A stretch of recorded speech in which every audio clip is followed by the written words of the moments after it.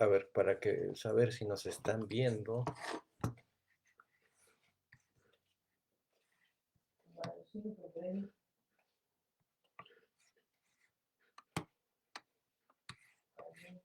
Voy a poner mi teléfono en vibrador para que no suene y para cuando me quiera mandar las preguntas este niño. Juristas Latam, ¿verdad? Ujú. Los comentarios. A ver. Ahorita tengo el micrófono, pero nada más para hacer una prueba. Bueno. Sale, Monse. Gracias, Monse. Te estás pendiente. Cualquier cosa, me mandas mensaje.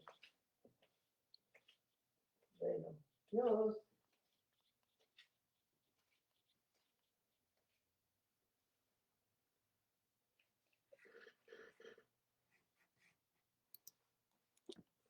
A ver, y creo que ya están.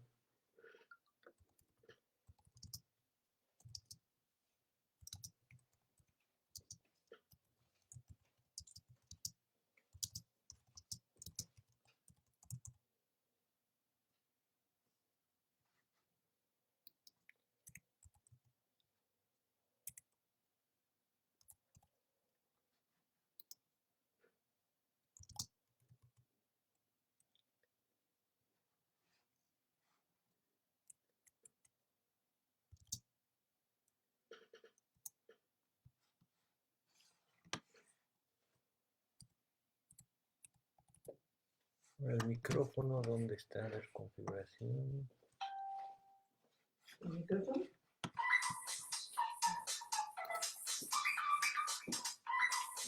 La cámara. Bueno. Micrófono. ¿Eh? ¿Ah, ya viste a mi hijo? ¿Ya estamos? Ah, ya estaba bueno. Bueno. ¿Y si me escuchan? ¿Sí lo escuchas? No sé. ¿Sí? Bueno, sí te escucha. Entonces ya está. Gracias, Monse.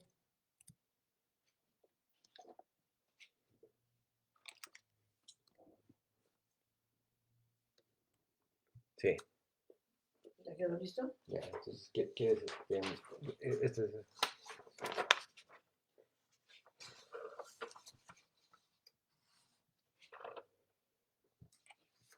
Ya.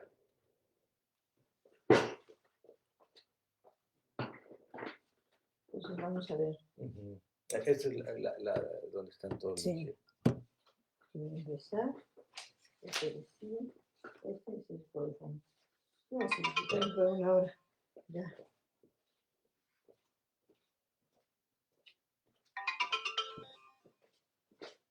Ya está el micrófono también activado. Ahora lo que quiero es mi teléfono, ponerlo en vibrador.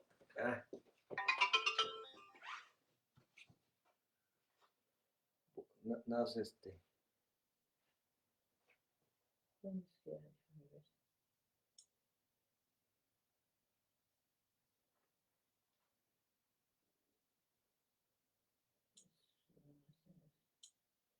Sonido. ¿Aquí sonido? Vibrar.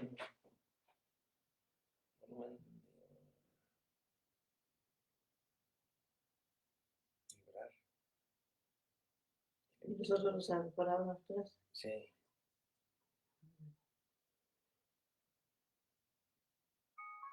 Está prendido ahorita el micrófono.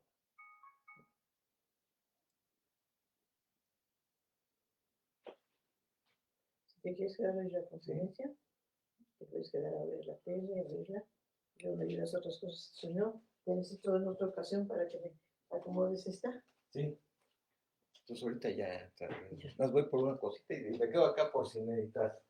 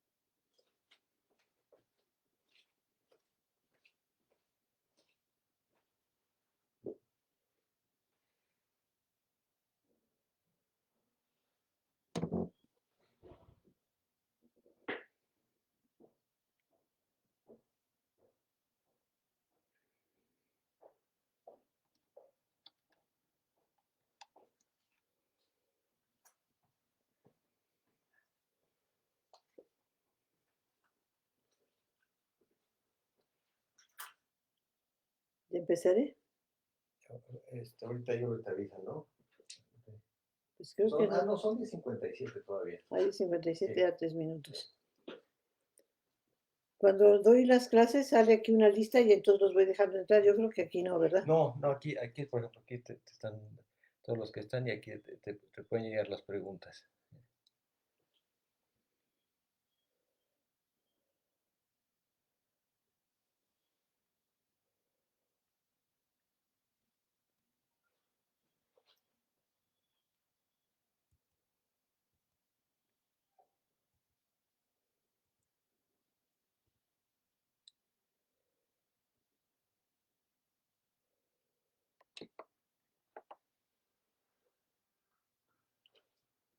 Esta hojita tiene algo. No tiene nada.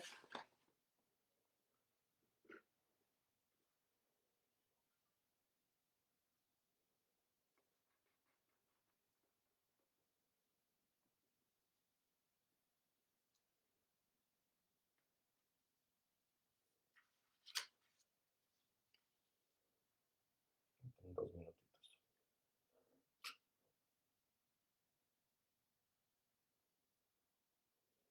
Sí, mira. Si quiero la computadora ahorita ponerla, que me sirva nada más para la barra. Ah, bueno. No, a mí sabes qué me cuesta, que me dicen, Perdón, si quieres, vamos a estar para que no se vea. bueno, Está. No sé.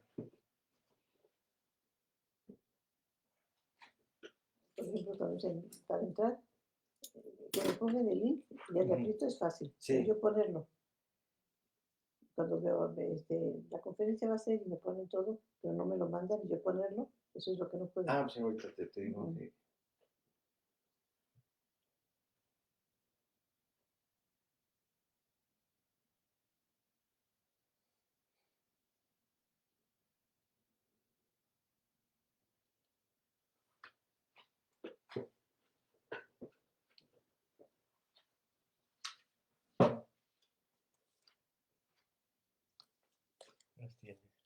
Ya son las 11, yo creo que pueden.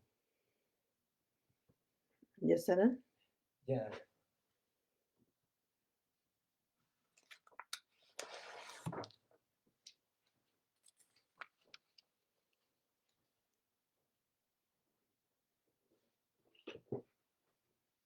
Oye, Robin, No, ya ahorita ya estás en vivo. pero no veo a nadie. Sí, entonces aquí está todo. Sí. Ah, pero no se ven las caras. No. Ah, qué feo. Bueno. Eh. Buenos días. Quiero agradecer al doctor Ezequiel Ramírez Gómez, director general de Juristas LATAM, la invitación al rector doctor Rubén Pacheco Inclán, a la maestra Diana Arroyo Cuevas, directora general de la Facultad Interamericana de Litigación de la Universidad de la Barra Iberoamericana de Abogados, y los felicito por su entusiasmo y por estas conferencias que están organizando. Vamos a hablar y los invito a la próxima conferencia que va a ser el 16 de septiembre a las 11 horas, impartida por la doctora Lilia Cardoso Portillo desde Paraguay. Va a hablar sobre la responsabilidad del Estado por hechos de terceros en los casos de violencia de género. Yo voy a hablar aquí del Islam. El Islam es una religión, es la tercera de las religiones, es la tercera y última de las religiones monoteístas, después del judaísmo y del cristianismo. Esta religión, el Islam, tiene 1.500 millones de seguidores, de los cuales una quinta parte son árabes. Es la segunda después del cristianismo en cuanto a número de fieles. A pesar de la cantidad de musulmanes que hay en el mundo, el Islam es extraño para muchas personas porque están más familiarizadas con el judaísmo o con el cristianismo. Al desconocer la religión, pues tienen un falso concepto de sus creencias y rituales. Uno de los errores más frecuentes es pensar que todos los musulmanes son árabes. Claro, es cierto que la religión nació en la península arábiga y que su texto sagrado, el Corán, está escrito en árabe, pero los 4 países de mayor población musulmana en el mundo es la India, Indonesia, Pakistán y Bangladesh. Otro falso concepto es que el mundo musulmán es violento. Esta representación negativa se escribe a menudo en los periódicos europeos, en los periódicos norteamericanos, y viene de muy lejos, de la Edad Media, para ser más precisos, de la época de las cruzadas, cuando los líderes de la Iglesia presentaron a los musulmanes como bárbaros.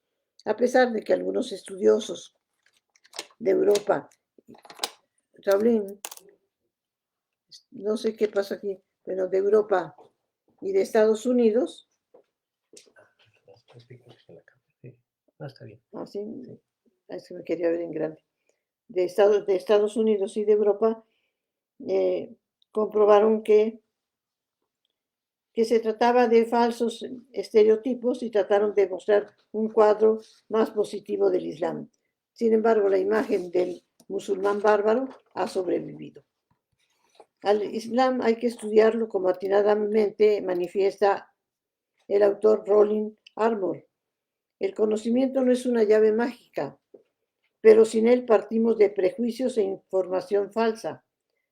El Islam lo juzgamos más que analizarlo y cuando se hace se estudia con criterios occidentales para criticar sin interés por conocer los principios que lo rigen. Esta interpretación sesgada solo ahonda el foso entre un occidente seguro de sí mismo y un oriente musulmán cuyas señas de identidad están rasgadas entre una tradición no siempre satisfactoria y una modernidad frustrante. El tema que abordaremos ahora va a ser sobre la Sharia o ley islámica, su libro sagrado, el Corán. La Sharia, que emana de la voluntad divina para guiar a una comunidad de fieles, es revelada, no es algo que se haya dado poco a poco. Y también tenemos el fiqh, que muchas veces identifican como fiqh y Sharia como que fueran sinónimos. La Sharia es emanada de la voluntad divina.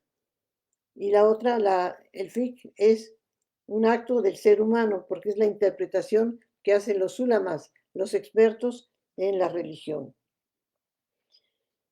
Estas interpretaciones del fiqh pueden variar de país musulmán a país musulmán, y no solo eso, sino también de acuerdo a la rama islámica a la que pertenezcan. Antes de empezar a hablar del derecho musulmán, de la Sharia, vamos a hablar un poquito de Mahoma, porque esta religión nació en Arabia, en la península arábiga. Su creador fue Mahoma y su libro sagrado es el Corán o Al-Corán, que significa recitación. Mahoma o Mohammed nació en el año 570 después de Cristo.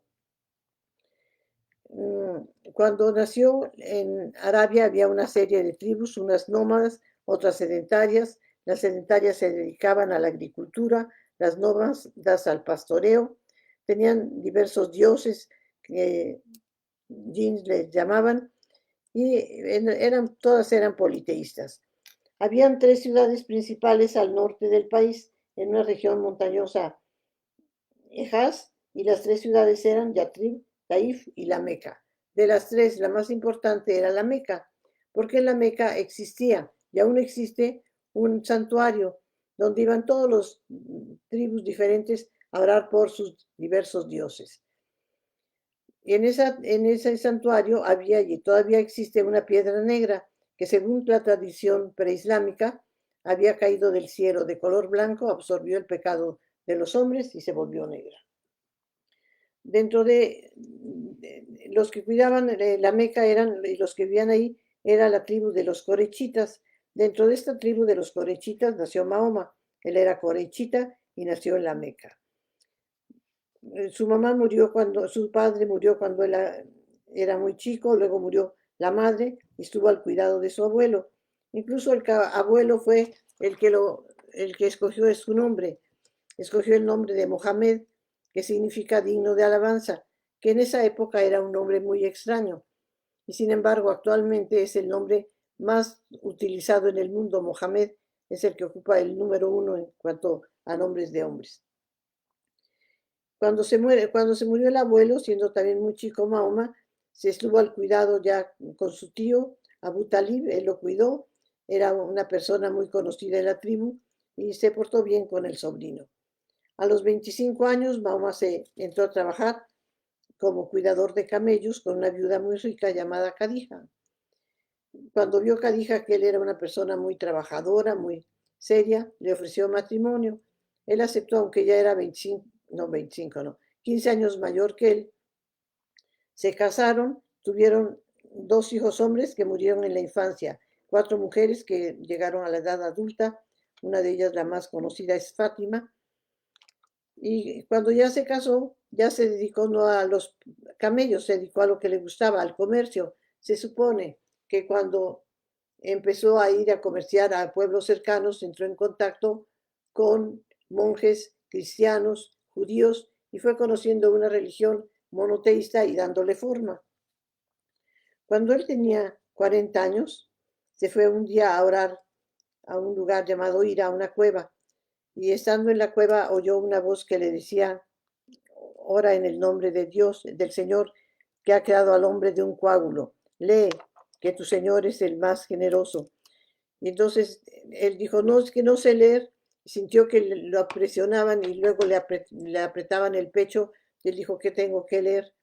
Y le dijo: la palabra de Dios, hay un solo Dios, Alá, y tú serás su profeta. Entonces Mahoma huyó despavorido y estuvo vagando, asustado, hasta que llegó a su casa y le contó a su esposa.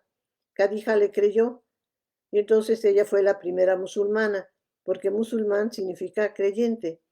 La religión es el Islam, que es sumisión a la voluntad divina, y los que creen en esta religión son musulmanes.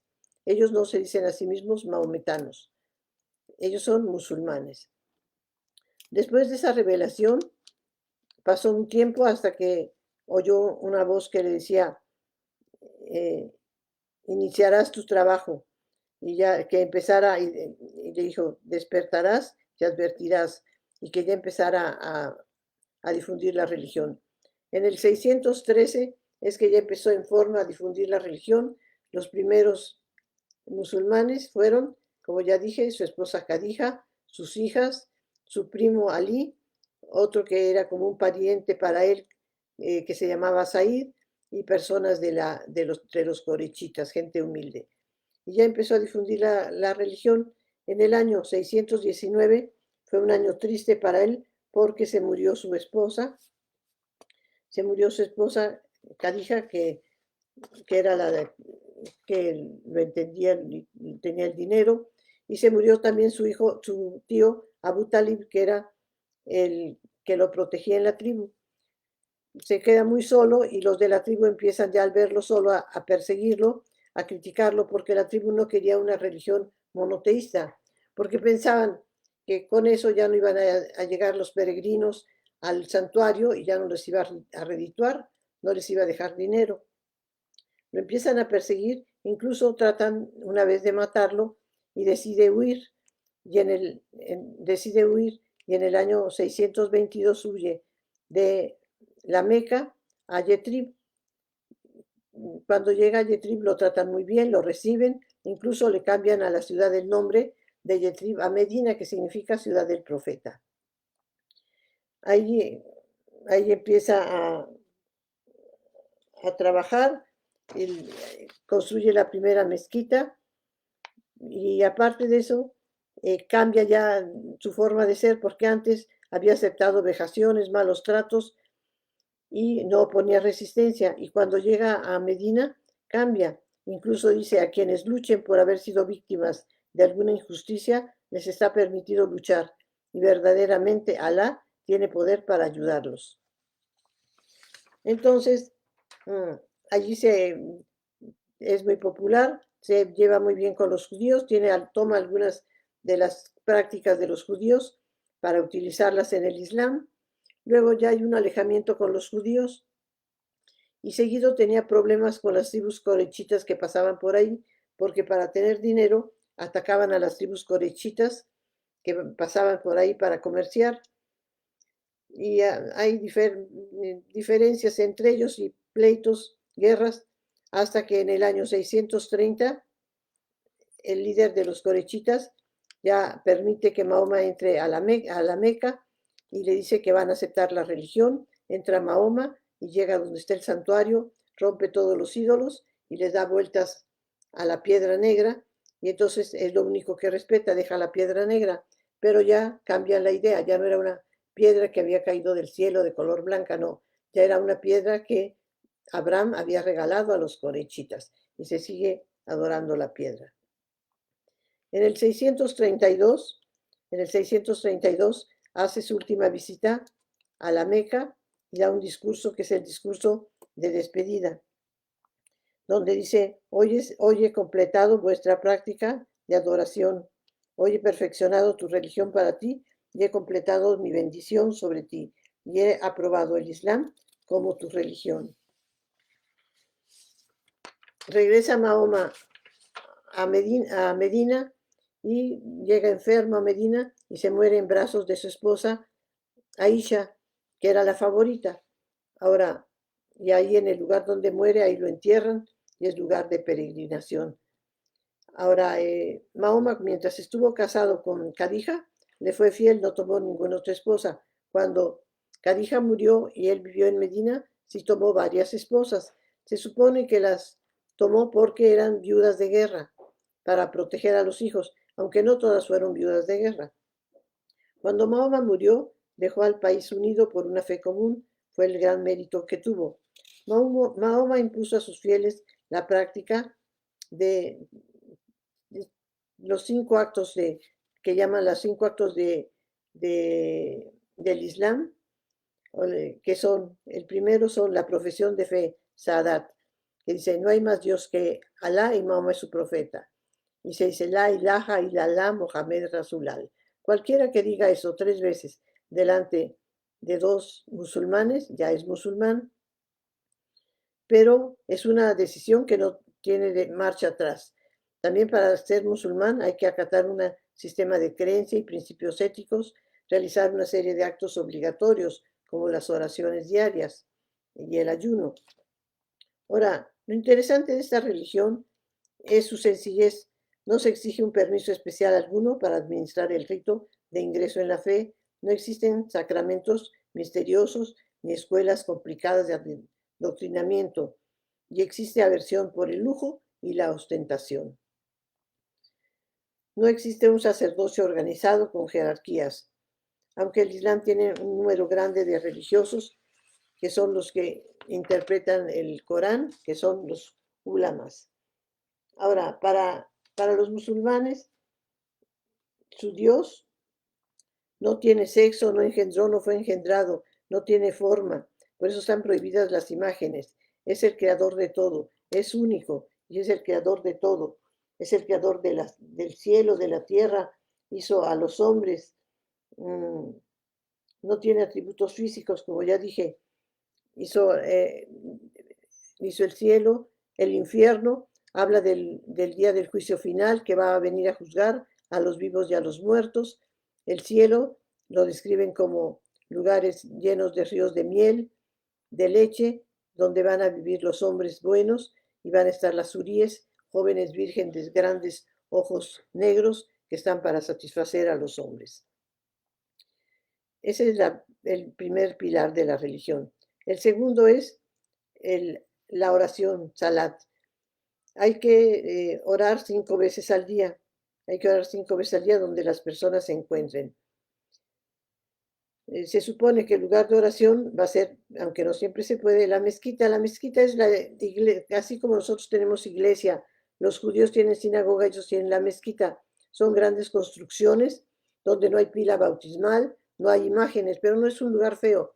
Son bonitos, están adornados con grecas, con versículos del Corán, y siempre va a haber un detalle arquitectónico que te marque hacia dónde está la Meca, porque hay que orar en dirección a la Meca. Cada oración tiene su nombre: Salat al-Fajr, Salat al-Dor, Salat al-As, Salat al-Maghreb, Salat al-Isha.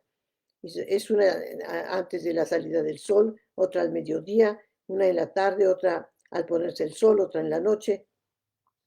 Y para llamarte a la oración, así como los católicos usan las campanas, los judíos las trompetas, ellos la voz humana. Llaman a la oración con la voz desde el minarete de una de las mezquitas. El muacín es el encargado de llamar a la oración. Ahora, si una persona no puede ir a orar a la mezquita, va a orar donde se encuentre. Basta con que haga la oración del viernes al mediodía en la mezquita, porque el día sagrado para ellos es el viernes, así como para los católicos es el domingo, para los judíos el sábado, para ellos el viernes. Es el día sagrado para ir a la oración. El tercer pilar es el ayuno. Hay que ayunar en el mes del Ramadán. Es el 9º mes del calendario musulmán. Ahí no se va a comer, tomar, tener relaciones sexuales mientras haya luz. Cuando ya no se distinga un hilo blanco de un hilo negro, entonces ya pueden comer. Ahora, están exentos del Ramadán las mujeres embarazadas, los ancianos, los enfermos y los niños pequeños. Todos los demás deben de ayunar. ¿Y para qué es el ayuno? Para que sean disciplinados, para que sientan lo que los que no tienen para comer sienten y para que estén cerca de Dios en oración. Es un mes sagrado. Y una de las fiestas más importantes es el fin del ayuno. Si alguien rompe el ayuno y come, cuando termine el Ramadán le agrega un día por el día que no cumplió. Y si no puede y son varios días, tendrá que ser obras de caridad importantes para que sea como que sí lo hubiera cumplido, pero hacer obras de caridad importantes. El siguiente pilar es la limosna que se llama sácar. La limosna se dice que si una persona tiene dinero es porque así lo quiso Dios, que sea el depositario de ese dinero, pero es no para que lo guarde, sino que lo reparta entre los huérfanos, las viudas, los enfermos. También se dice que si vas a dar la limosna, no lo estés divulgando y que lo des de buen modo, sino el que lo recibe no lo va a recibir a gusto. Ahora, ¿cómo se da la limosna? Hay países musulmanes donde te cobran un impuesto especial y ese impuesto va a servir para obras de caridad. Hay otros países que tú sabes cuánto tienes que dar de lo que recibas de dinero, el cuánto por ciento, depende de cada país musulmán. Y por último, el último pilar de la religión es la peregrinación a la Meca, que el Corán dice, hay que peregrinar a la Meca por lo menos una vez en la vida. La peregrinación se hace en el último mes del calendario musulmán, que es el Hajj.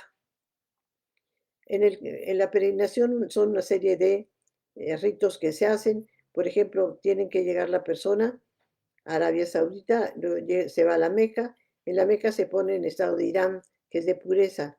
Los hombres se visten de traje blanco. Se trata de que la tela no sea seda, lino, que la tela sea de la misma tela sencilla, que no se vean diferencia de clases. Y no se va a acicalar, no se va a cortar el pelo, van a estar en oración. Lo primero que hacen al llegar es dar 7 vueltas a la Kaaba. Kaaba significa casa cuadrada. La Kaaba se dice casa cuadrada y es el lugar donde está una mezquita y en el centro está la Kaaba, que es una construcción de 15 metros de altura de color negra, pero no es que sea la piedra negra, está forrada de seda negra y adentro está la piedra. Entonces hay que dar 7 vueltas a la Kaaba. La Kaaba es de más o menos, esto es una construcción negra con dorado las puertas. Después de eso, al día siguiente tienen que correr entre 2 montículos. Eso es en recuerdo de Agar, que fue la madre de Ismael. Los árabes se dice que descienden de Ismael, cuando a Agar y a Ismael los echaron al desierto y Agar buscó agua para su hijo. Da 7 vueltas alrededor de estos montículos. hasta que llega a un pozo Samsa y allí encuentra agua. Otro día van a un valle que se llama Arafat, otro a un valle de Mina, y por último es el sacrificio de animales. Es el mismo día, todos hacen el sacrificio de animales. Esa carne va a ser para que la consuman o se da a una carnicería muy grande que hay y esa carne se va a mandar a los países pobres. No es que se va a desperdiciar. Una vez que terminan la peregrinación, vuelven a dar 7 vueltas a la Cava y ya se pueden cambiar, vestir, arreglar.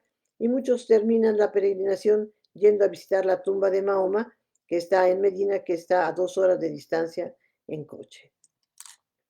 Esos son los pilares de la religión. Ahora vamos a ver el derecho islámico. La ley en el Islam es la Sharia. La Sharia es un código de conducta del hombre con Dios y al mismo tiempo del hombre con sus semejantes. Como dijimos hace rato, la Sharia está junto al fiqh, que es la jurisprudencia, como sinónimos. Sin embargo, la Sharia es la ley divina, mientras que el fiqh es el derecho que deriva de los juristas, es la interpretación. Las fuentes principales de la Sharia es el Corán, que abarca todas las conductas que deben seguirse en la vida, y el Sunnah, compuesto por un conjunto de hadiths que son los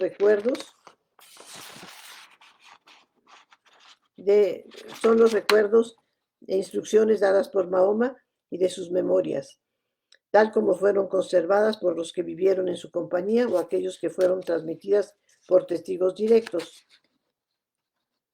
El Corán, que es la principal fuente del derecho, es Corán o Alcorán, significa recitación o lectura recitada. Es el nombre del libro que contiene la doctrina transmitida por Mahoma a sus seguidores, la cual fue revelada por Alá a través del arcángel Gabriel. La revelación termina con la muerte del profeta. El Corán está dividido en 114 capítulos, llamados asuras o suras.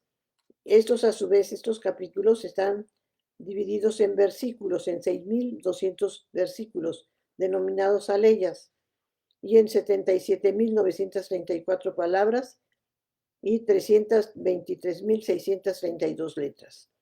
Los suras están ordenados no en forma cronológica ni por temas, sino por el tamaño del capítulo, excepto el primer capítulo. El primer capítulo se llama Fatiha y es muy cortito, con él empiezan todas las oraciones. Quitando el primer capítulo, a partir del segundo es de acuerdo a la extensión, de los más extensos a los menos extensos. No es por los acontecimientos. Por ejemplo, la primera revelación que tuvo el profeta, fue cuando le dijeron lee en el nombre del Señor, que se llama sangre coagulada. Está en el capítulo 96 en el Corán. Y la última, la mesa servida, cuando dijo que les dejaba el Islam como religión, está en el capítulo 5. Así es que no está tampoco en orden cronológico. Todos los capítulos, excepto el 9, inician con en el nombre de Alá, el compasivo, el misericordioso. Menos el 9, quien no sé por qué la razón de esto. El Corán fue transmitido paulatinamente. Durante 3 años fueron las revelaciones que tuvo el profeta. Dicen que eso se hizo para facilitar el contacto continuo y la renovación de la fuerza espiritual, para que se lo fueran aprendiendo poco a poco, y aparte de eso fue revelado en lengua árabe, lo cual todavía hoy es la lengua litúrgica para los musulmanes del mundo entero. Ningún musulmán debe emplear el Corán para el culto en otro idioma que no sea el árabe. El Corán nunca se pone debajo de otros libros. No se lee si no es en un tono y postura reverente. Se debe de conservar en un lugar limpio, envuelto en una tela y guardado en una caja. Los musulmanes se familiarizan con el Corán desde muy chicos. Desde que nacen, a los bebés se les recita versículos del Corán en el oído. Cuando empiezan a hablar, se les enseña versículos del Corán. Cuando empiezan a escribir, lo que escriben son versículos del Corán. para los musulmanes no nada más es conocerlo, sino también recitarlo sin errores. El tiempo, la acentuación en la recitación desempeña un papel esencial. Es un arte que hay que estudiar. Muchos se lo aprenden de memoria. Mahoma no redactó el Corán, él no sabía leer ni escribir. Todas las revelaciones las transmitía a su sobrino Ali o a Said, que era como un hijo para el profeta. A la muerte del profeta se juntó todo lo que había, todos los fragmentos existentes, pero no se logró gran cosa. Hasta la tercer profeta, Uthman, contrató a Said y entonces contrataron y trataron de unir y hacer el libro y lo lograron, y esa es la versión oficial que actualmente se lee, el que hizo el tercer califa, Uthman, junto con Said. Ahora, la primera traducción del Corán a una lengua extranjera se hizo en 1141 en París, en el monasterio de Cluny, por Pedro el Venerable. La intención fue refutar las creencias del Islam. Ese fue el primero, incluso se encuentra el original en la Biblioteca de París, el Arsenal de París. El Corán es la principal fuente del derecho musulmán. Las reglas que están claramente especificadas en el Corán no se van a someter a debate y deben aceptarse. Contiene disposiciones de naturaleza jurídica, pero esas son insuficientes y algunas instituciones fundamentales del Islam no aparecen mencionadas en él. Por otra parte, el juez musulmán no está obligado a interpretar el Corán. Los doctos, los ulamas, han llevado a cabo una interpretación auténtica del mismo y el juez debe referirse a esas obras de los doctos. En caso de que el Corán no ofrezca reglas claras sobre un asunto legal, entonces se tiene que recurrir a otra fuente del derecho. La siguiente fuente del derecho es el Sunnah, que es la forma de ser, de conducirse del profeta. Ahora, a la muerte del profeta se dieron a la tarea de preservar sus consejos, pero los hadiths se transmitían oralmente de persona a persona.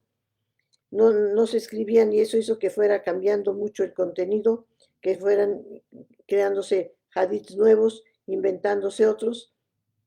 Entonces, luego hubieron miles de hadiths y entonces empezaron a ver cuáles eran los genuinos. Y según los eruditos, solo se puede considerar fiable aquel hadith cuya línea de transmisión ofrezca una serie ininterrumpida de autoridades reconocibles. La línea o cadena de transmisión es lo que le da legitimidad al hadith. La tercera fuente es el ijma, es el consejo de la comunidad. No se convirtió en fuente del derecho hasta la muerte del profeta. La legitimidad del ijma o acuerdo requiere del consentimiento de la comunidad y tiene su justificación en el hadith en el que Mahoma dijo: mi comunidad jamás se pondrá de acuerdo acerca de un error. Este consenso se basa en la creencia de que un juez puede equivocarse, pero Dios en su bondad no dejaría que toda la comunidad permaneciera en el error. Esta práctica del hadith es muy importante, ya que el Corán, el Sunnah y el Ijma son las tres fuentes de derecho musulmán que se sitúan en diferentes planos. El Corán y el Sunnah son fuentes históricas. El juez no está obligado a consultarlas directamente, ya que una interpretación infalible y definitiva de la misma ha sido llevada a cabo mediante el Ijma. Y por último tenemos otra fuente, el Qiyas, es resolver algo por simple analogía. El Qiyas nació como una necesidad para establecer un procedimiento capaz de regular en el futuro todas aquellas cuestiones en las que no ofrece ninguna solución el fiqh. Por lo tanto, ha sido conveniente admitir la licitud de razonamiento por analogía. Ha sido elevado al rango de fuente del derecho por la comunidad musulmana. Pero el Qiyas, no resolver algo por simple analogía, no va a crear un precedente. No es necesario que los casos futuros análogos sean resueltos por esa solución. Ahora, la interpretación que se hace y la interpretación que hacen los ulamas a veces pueden ser contradictorias y nacieron muchas escuelas para esto. Y por fin quedaron 4 escuelas importantes y son las que rigen. Son las escuelas que rigen, que son la escuela Jafei, Maleki, Ambali, Anefi. Eso es entre los sunitas. Los chiitas tienen una sola escuela, que es la Jafarín. De una escuela a otra no son tantas diferencias, unas son más liberales que otras. Una escuela puede regir en 2, 3 países, en un país pueden regir dos escuelas. Ahora, el Corán trata del derecho, por ejemplo, habla del derecho de familia, habla del matrimonio. El matrimonio es un contrato donde participa el futuro marido y los parientes hombres de la mujer.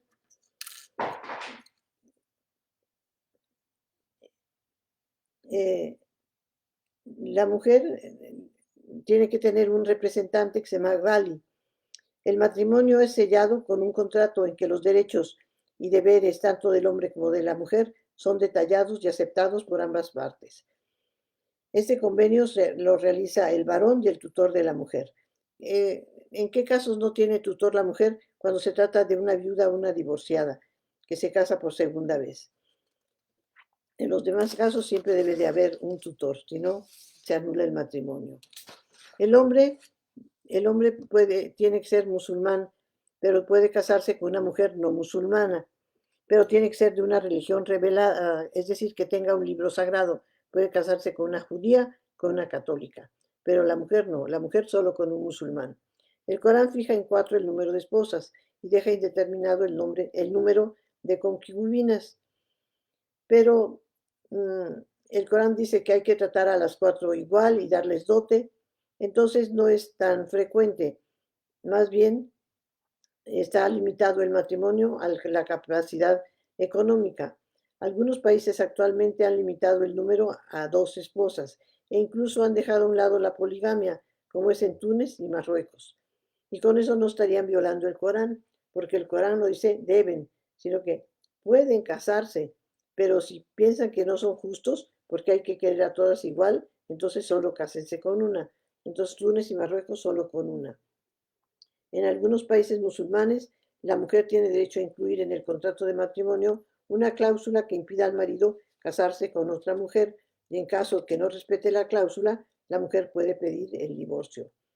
En otros países también, como por ejemplo en el Código Familiar de Argelia de 1984, se condiciona al marido que para casarse con otra mujer debe de haber causas importantes como que la esposa tenga una enfermedad incurable o sea estéril. Ahora, la mujer solo puede casarse con un hombre a la vez. Para contraer el matrimonio y ese sea válido, se requieren varias condiciones. La primera es la dote. El hombre debe de dar una dote a la mujer. Esa dote es importante para que si en caso de repudio o divorcio, la mujer tenga para protegerse. La dote varía, no hay un límite máximo, mínimo sí. Ahora, la dote la van a fijar de acuerdo a la situación económica de la mujer, a la edad de la mujer y a la belleza física de la mujer. No es lo mismo que se vaya a casar un hombre con una mujer pobre a que con la hija de un millonario. O la belleza física, ustedes pueden empezar si van las mujeres tapadas. Eso depende del país musulmán. Unos van con burka, con otros trajes como chador, pero en otros lugares van con la cara descubierta, incluso en los lugares que van con la cara cubierta, por eso hay casamenteros que les dicen como las características físicas de la mujer. En el contrato de matrimonio se especifica cuánto va a ser de la dote, cómo se va a pagar.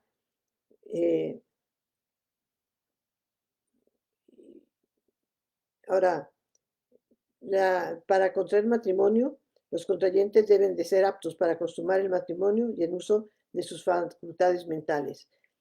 El derecho musulmán no establece una edad mínima para el matrimonio.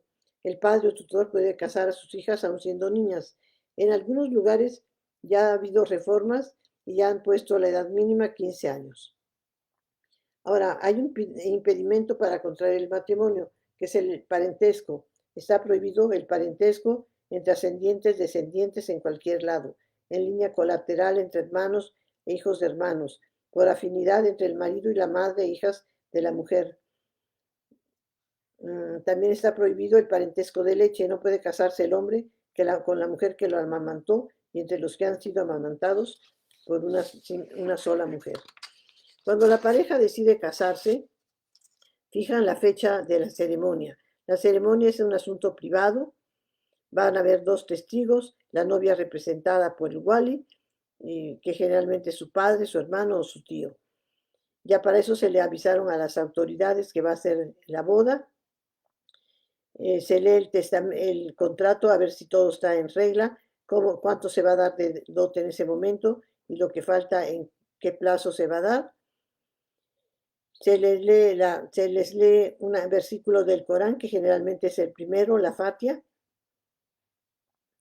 y ya que quedó todo listo, se le entrega esa copia del acta de matrimonio a la mujer.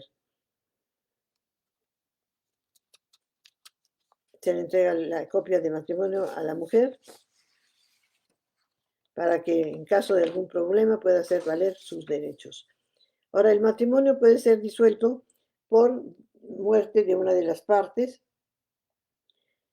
por divorcio, por repudio. El hombre puede repudiar a su esposa diciendo 3 veces yo te repudio. O puede divorciarse, puede pedir el divorcio sin causa. Para la mujer es más difícil. Las mujeres repudiadas o divorciadas deben de dejar pasar el tiempo de 3 menstruaciones para volver a casarse, y las viudas 4 meses, 10 días, desde la muerte de su anterior esposo. Estos plazos se establecen con el fin de poder determinar la paternidad en caso de que la mujer esté embarazada. La mujer tiene un derecho que se llama Isana o Adana, que significa que la mujer tiene la custodia de sus hijos y no puede ser privada de ella. La madre debe de tener a sus hijos hombres consigo hasta que lleguen a la pubertad. En caso de las hijas, hasta que ellas se casen. Entonces, en caso de divorcio no hay problema, los hijos se quedan con la madre. El problema se da cuando se casa un musulmán con una no musulmana, porque en el caso de una no musulmana no tienen este derecho de Adana, porque se supone que los hijos deben ser criados en la religión del padre. Y entonces ahí se quedan con el padre. Ahora, el Corán también habla de la sucesión. Bueno, en la sucesión las mujeres siempre reciben la mitad de la herencia de lo que reciben los hombres. Y tenemos el derecho penal. El derecho penal, por el carácter religioso, pues no hace distinción entre delito y pecado. Es lo mismo, delito y pecado. Y los delitos y pecados se clasifican en 3. Delitos de sangre, como homicidios, lesiones, delitos en contra de la religión, abjurar de la fe, blasfemar, fornicar, y delitos en contra de la buena convivencia. Para algunos de estos delitos existen las pena de muerte, existe la ley del talión para los delitos de sangre, la composición procesal, los latigazos. Algunos delitos son castigados con pena que no están determinados por la ley religiosa y se dejan al arbitrio del juez. Ahora, hay jueces, el juez se llama Cadi, el juez lo va a nombrar el jefe del ejecutivo, tiene que tener conocimientos de las leyes, de la religión. Existen sus tribunales y sus jerarquías, existen tribunales de apelación,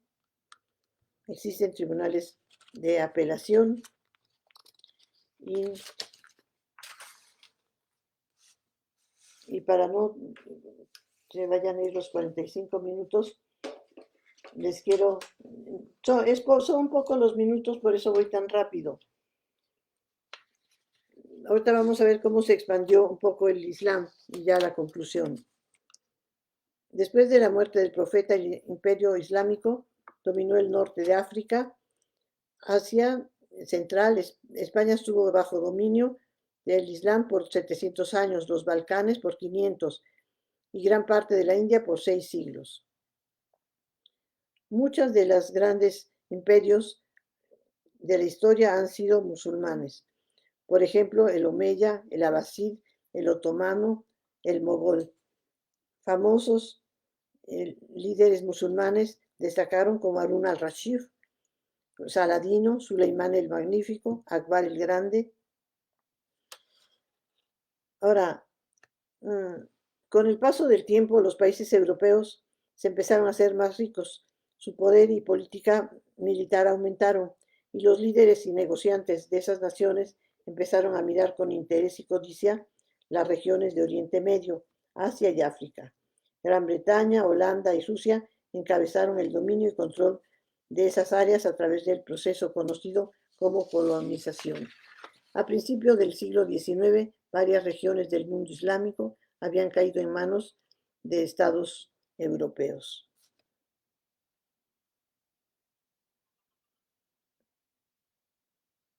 Bueno, de estados europeos. Incluso hubo, Francia e Inglaterra hicieron un acuerdo que se llamó Sykes-Picot en 1916 para apoderarse de de todo Oriente Medio, Incluso ellos, estos países, prometieron ayuda a los árabes, de que iban a ayudarlos a que crearan sus estados árabes independientes si, si salían de los otomanos, que sacaban a los otomanos. Entonces salieron los otomanos y ¿qué hizo Inglaterra y Francia? Se quedaron con toda esa región y se dividieron. Por ejemplo, Inglaterra pues le correspondía a la península india. Se quedó con Egipto, Jordania, Palestina, Irak. Los franceses se quedaron con Líbano, Marruecos, Argelia y Siria. Cuando los europeos controlaron el mundo islámico, los musulmanes tuvieron que aceptar cambios decisivos en sus ciudades, en sus sociedades. Las potencias coloniales presionaron para el establecimiento de escuelas de tipo europeo en todo el mundo islámico y les fueron inculcadas a los estudiantes las ideas políticas, económicas, así como el enfoque europeo de la ciencia y la tecnología. Y el derecho también sufrió cambios, influencia de Europa. Uno, por ejemplo, en los juicios en el derecho islámico no existía la apelación. Con la influencia extranjera se estableció el Tribunal de Apelación. Los códigos occidentales fueron asimilados con éxito en las diferentes regiones del Islam. Primeramente fueron impuestos por las autoridades. Posteriormente ya fueron aceptados y ya actualmente están en armonía. Ahora, ya en el correr del siglo XX, pues el dominio europeo sobre el mundo islámico dio un paso a los estados independientes y se fueron independizando: Irak en 1932, Siria en 1947, Egipto en 1952, así sucesivamente se fueron independizando.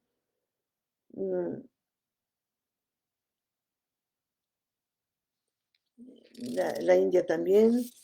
Después de la Segunda Guerra Mundial, los países musulmanes adoptaron ideologías occidentales. Sin embargo, los musulmanes continuaron pobres e indefensos por sus gobiernos seculares, con frecuencia respaldados por Occidente, los cuales eran represivos, por lo que los musulmanes buscaron respuesta en su religión, por lo que esta religión ha resurgido con fuerza. Los musulmanes luchan por resistir a una invasión de la cultura occidental y buscan la manera de reordenar las instituciones de sus sociedades. En algunos estados musulmanes se ha ido formando una doble jurisdicción, la religiosa y la laica. La primera atiende los asuntos relacionados con el derecho de familia, hereditarios y fundaciones piadosas. La segunda es competente para los demás asuntos y admite criterios tomados de la legislación europea. Entonces el Islam ha resurgido con más fuerza porque no han encontrado respuesta en Occidente. Ahora, hay una islamofobia y se habla mucho de terrorismo, pero los países europeos o norteamericanos no están luchando contra el terrorismo, luchan por recolonizar y repartirse Oriente Medio. No es una guerra religiosa, en el fondo es la ambición de los apetitos voraces de quienes manejan las grandes industrias petroleras y energéticas del mundo. Hoy en día el mundo se encuentra dividido en áreas culturales diferentes. Una es la occidental, que domina las restantes. Es la que determina, juzga, ordena todo lo que el resto del planeta debe hacer. Sería conveniente que no hubiera tanta intromisión de Occidente en los asuntos internos de los países musulmanes. Gracias y eso es todo por el momento. Vamos a ver si tienen preguntas que hacer.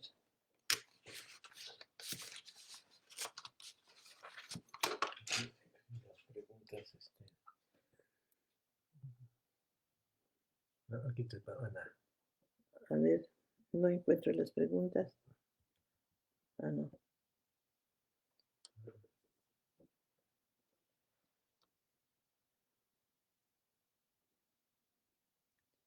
Ah, mira, aquí Marcial Manuel lo mando saludar. No quiere seguir.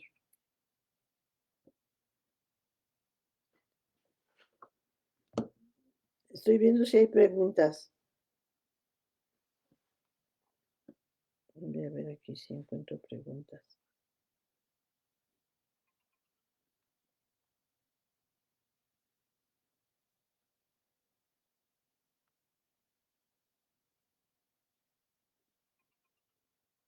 Aquí hay una pregunta. ¿Qué es eso, no? No, no, ¿Qué sucede si se pone el Corán debajo de otros libros? No, no se debe de poner.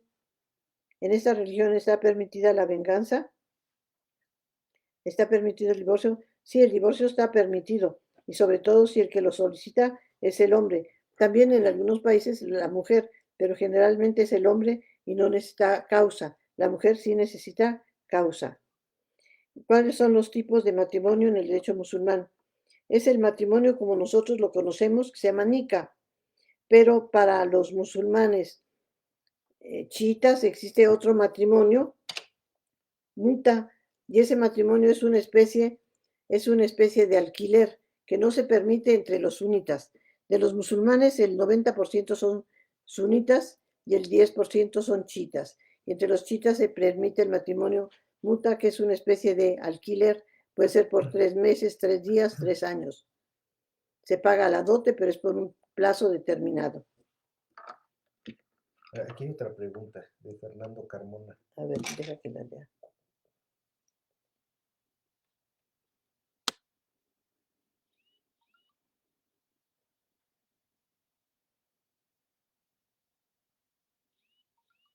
Ah, bueno.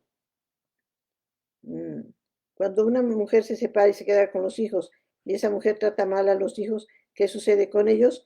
Si el marido tiene interés, va a pedir la custodia de los hijos.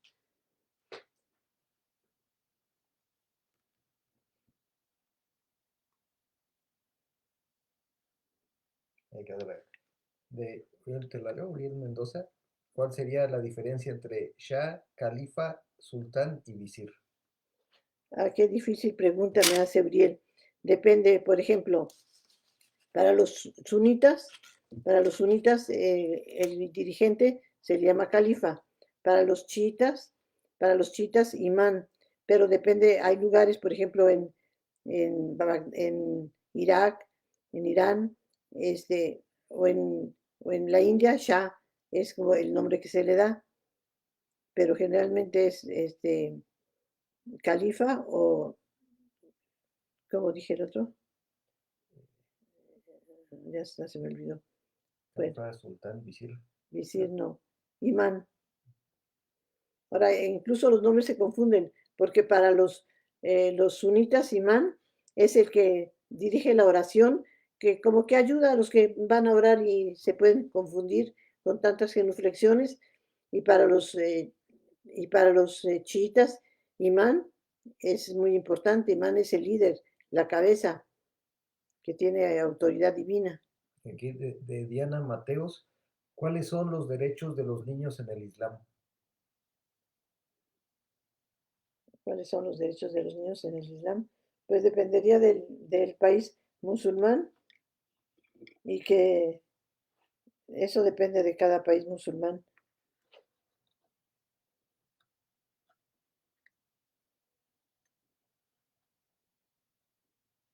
¿Alguna otra pregunta? Eh, Cristina Castillo, A ¿le ver. solicitan a las mujeres alguna constancia de virginidad para contraer matrimonio? La virginidad es muy importante.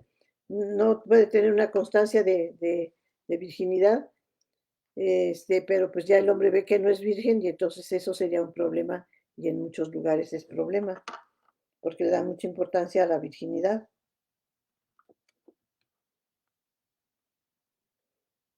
Aquí hay otra pregunta. Ay, ya se me perdió.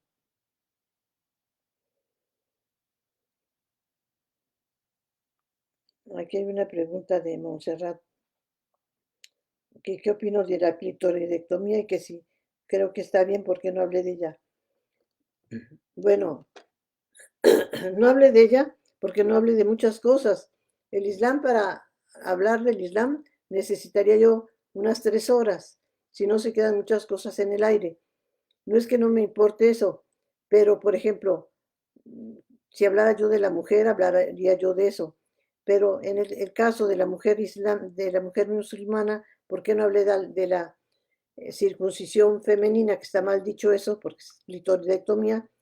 Porque no es una práctica musulmana, es una práctica africana que la han tomado los musulmanes, católicos, ateos, y incluso ya se ha hablado tanto de eso que ya hay 2 países que la han prohibido, como es el Egipto y el último lugar, no recuerdo cuál es, se ha prohibido, pero desgraciadamente ha salido contraproducente porque ya no se permite hacerlo en los centros de salud y ahora lo hacen las mujeres a sus niñas, a sus hijas en la casa con una navaja, una tijera. Entonces ha sido peor. Entonces los castigos deben ser más severos para que termine esa práctica. Pero por eso no hablé de esto. Aquí otra de Andrei Maldonado. A ver, ahorita la leo.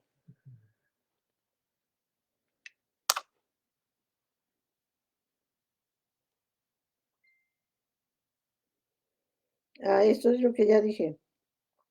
¿Qué sucede con el guarda y custodia de los hijos cuando hay un divorcio entre un musulmán y una mujer no musulmana, que igualmente quiere hacer prevalecer su propia religión?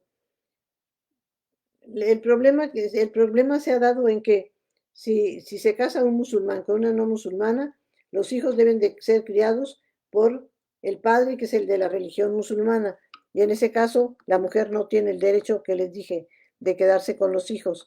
Y eso ha dado lugar a muchos problemas, sobre todo en la región de Andalucía, que van muchos marroquíes a trabajar o mujeres españolas que se casan con marroquíes que van de vacaciones y entonces a la hora del divorcio, los hombres se quedan y el Estado ayuda y protege al hombre que se quede con sus hijos.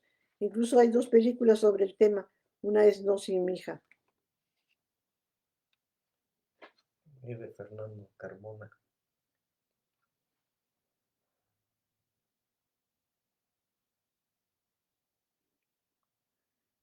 Se permite la venganza. Para que no haya venganza, lo que tratan es que haya ojo por ojo, diente por diente, la ley del talión y no en todos los delitos. Por ejemplo, eh, si piensan que en caso de envenenamiento no va a haber ley del talión, sino composición procesal, porque tal, si al darte veneno se nos pasa la mano y te mueres, entonces ahí se van a la composición procesal, que los parientes de la víctima pueden pedir una determinada cantidad de dinero al victimario.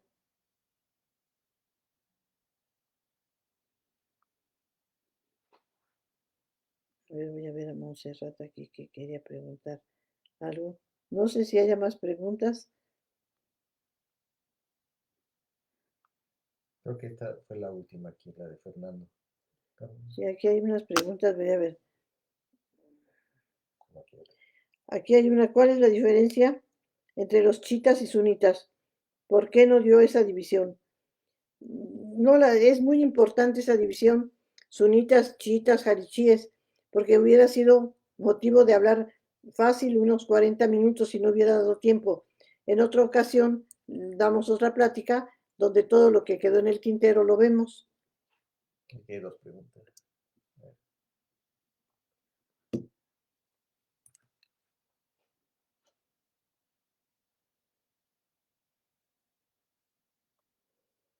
Usted dijo las palabras para ser musulmán. Para hacerlo tiene que decirlo frente a un musulmán, no frente a dos musulmanes. Frente a dos musulmanes que sirvan de testigos y ya digo la ilaha illallah Mohamed Rasulal 3 veces y ya con eso. Aquí hay otra pregunta. ¿El Islam tiene sacerdotes, iglesias, sacramentos? No. Tiene iglesia, que es la mezquita. No tiene sacerdotes ni jerarquías. Uno se confiesa directamente con Dios. Los que tiene personas que saben mucho de la religión, que son los ulamas.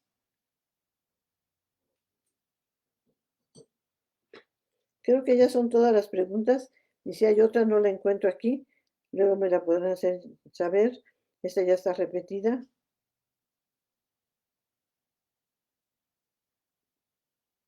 ¿A cuál es la edad mínima para contraer matrimonio? Depende del país musulmán. Antes podían casar a las niñas muy chicas. Incluso se dice que el profeta se casó con Aisha y Aisha cuando se casó tenía 7 años, pero la respetó porque era muy chica y la hizo su esposa hasta que tenía 9 años. Otros dicen que no, que tenía 12 años. Pero actualmente en algunos países musulmanes ya están estableciendo la edad mínima de 15 años. Pero de un país musulmán a otro es diferente. No podemos generalizar.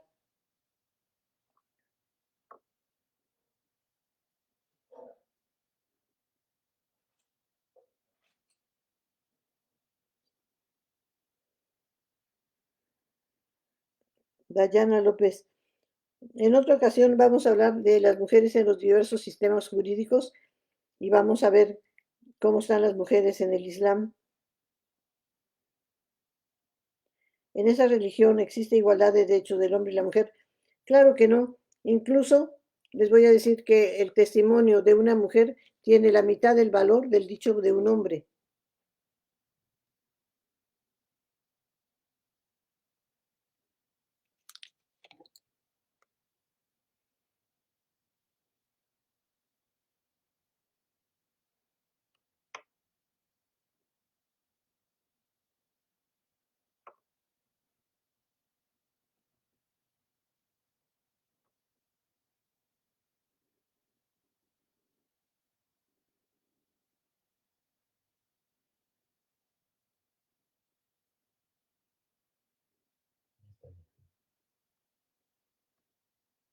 Yo no sé.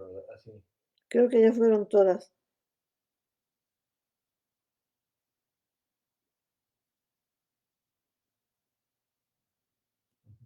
Creo que ya hice algunas, se me pasó. Luego se las contestaré.